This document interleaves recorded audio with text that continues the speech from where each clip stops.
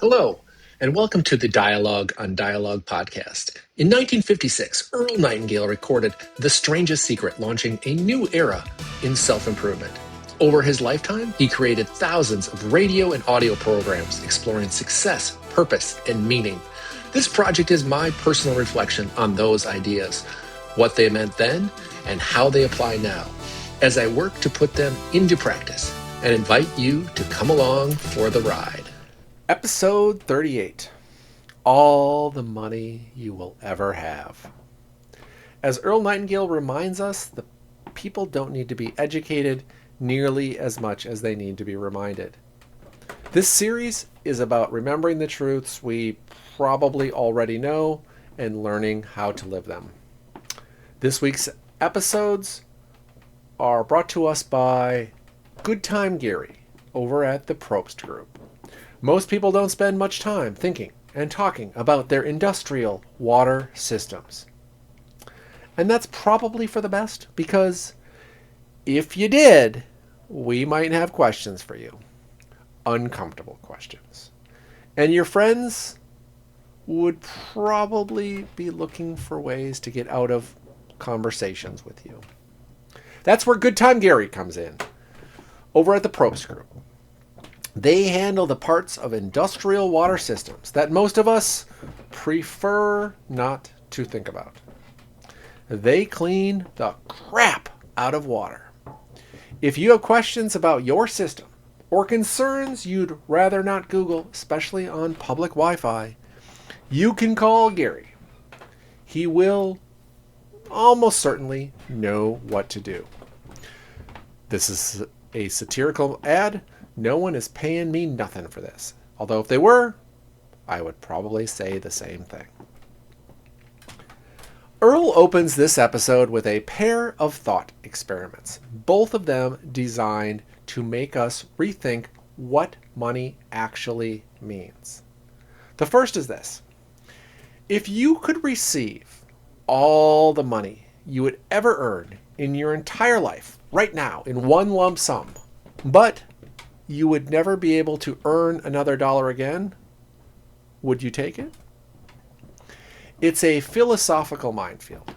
It quickly turns into something that feels like a Twilight Zone episode. For me, the answer is a hard no.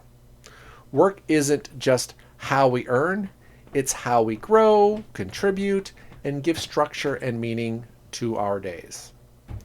The second question is more grounded, and for me, more revealing.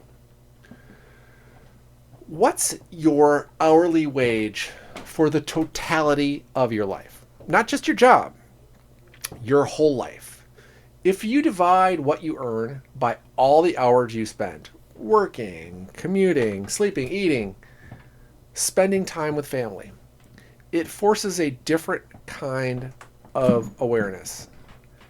It can make the things you don't enjoy feel even less worth your time. But it also does something better. It can make the moments you love, the time with family and friends and meaningful work, feel even more valuable. Ideally, it helps you become more present in the hours that truly matter.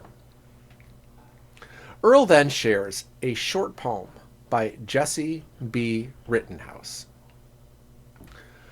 I bargained with life for a penny, and life would pay no more. However, I begged at evening when I counted my scanty store, for life is just employer. He gives you what you ask, but once you have set the wages, why, you must bear the task. I worked for a menial's hire, only to learn dismayed that any wage I asked of life, life would have paid. The idea is simple and powerful. Life will often pay the wage we ask for, but once we set the wage, we also accept the work that comes with it. It's a reminder to be careful about what we aim for, because whatever we choose, we also choose the effort, responsibility, and consequences that come along with it. With that in mind, Earl offers a practical exercise. Take out a piece of paper. Draw a line down the middle.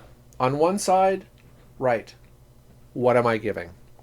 On the other side, write, what am I getting? Earl's belief is that over time, those two columns balance. If we want more out of life, the first place to look is what we're giving, what we're putting in. From there, Earl makes a broader point about society and security. Anything that the government gives to someone, he says, must ultimately be taken from someone else, often from future generations. His conclusion is that there is no real security in dependency. Then he reframes a popular phrase. It's not that greed is good, it's that growth is good. Human beings naturally want to become more, to do more, and contribute more. The healthiest way to pursue that is by serving other people in greater and greater ways. When that service is steady and sincere, it tends to open doors to new opportunities we couldn't have predicted. Earl closes this episode with a warning about boredom. He suggests that the best place to live is somewhere between rigid habit and limitless potential. Not stuck in a routine, but not lost in fantasy either. By continuing to look for small ways to grow, improve, and build, we can incrementally move toward a life that feels more and more meaningful and more alive. So episode 38 leaves me with these reflections. We don't just earn money. We earn the life that goes with it. What we give shapes what we get, and growth, quiet, steady growth, is often the real reward. Until next time, remember, the answers are older than we are and just as relevant today.